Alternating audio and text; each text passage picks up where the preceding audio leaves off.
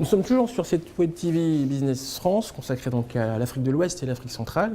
Nous avons le plaisir d'accueillir maintenant Monsieur Valat, qui est donc directeur Cameroun pour Business France. Et nous aimerions commencer par vous demander de présenter un peu votre rôle par rapport aux entreprises qui sont intéressées par ce marché du Cameroun. Oui, notre rôle, en fait, c'est un rôle commun, je pense, à l'ensemble des bureaux Business France à travers le monde. C'est vraiment d'accompagner les entreprises dans leurs projets à l'international. Et dans l'internationalisation, effectivement, nous, on est plus spécialisés sur l'Afrique centrale, Cameroun, Gabon, Congo, Tchad, Guinée équatoriale et la RDC. En termes donc de maturité, de croissance de ces différents pays que vous venez de citer, donc c'est vrai que moi je vous ai mis sur le Cameroun, en fait vous travaillez sur toute la zone. Et donc en termes de maturité de croissance là, de ces différents pays, il y a des indications? Il y a des différences en ce moment, oui. En fait, la plupart de ces pays ont été fortement impactés par la chute des matières premières, notamment du pétrole ou du cuivre en fait, pour la RDC. Donc on se trouve, en fait, le Cameroun reste le pays qui a été le moins impacté par la chute du pétrole, puisque son PIB est dépendant qu'à hauteur de 6 à 7% du pétrole, même si ça représente 20% des recettes. Il y a une économie qui est extrêmement diversifiée, ce qu'il n'y a pas forcément dans les autres pays de la zone, ce qui permet derrière effectivement, aux entreprises françaises de pouvoir rebondir sur beaucoup de secteurs d'activité avec des opportunités d'affaires dans chacun de ces secteurs d'activité. Alors, ces secteurs, quels sont les principaux, en fait, qui, selon vous, représentent les opportunités les plus fortes?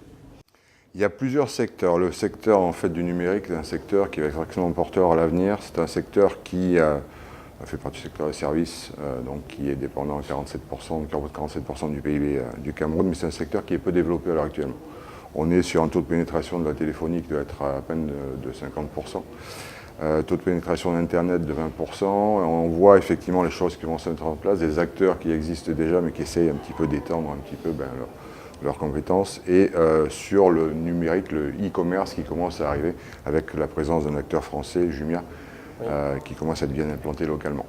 Le secteur de l'agriculture évidemment est important puisque c'est 23% du PIB, mais c'est 60% de la population qui travaille au sein de ce secteur-là. C'est un secteur qui va être structuré pour donner de la valeur ajoutée et sur lequel nos entreprises françaises ont un rôle important à jouer puisqu'il y a quand même une expertise qui est reconnue au secteur. Notamment en agroalimentaire, j'imagine, en transformation.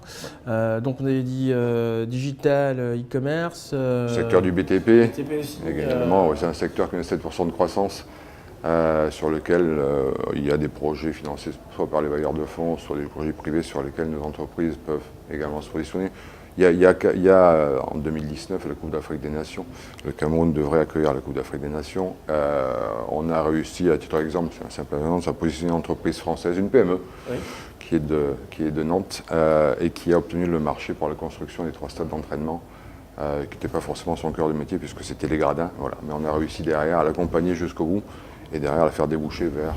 On peut la citer, le nom de cette PME, si c'est pas... non, c'est pas le projet, voilà, c'était signé, c'est la société Alcor, voilà, qui a bénéficié à la fois de l'appui de Business France, mais surtout toute l'équipe France, de l'ambassade, du service économique, des conseillers de commerce extérieur et de Business France, qui l'a conduit en fait sur ce marché-là depuis 2014. Merci bien. Je vous en prie.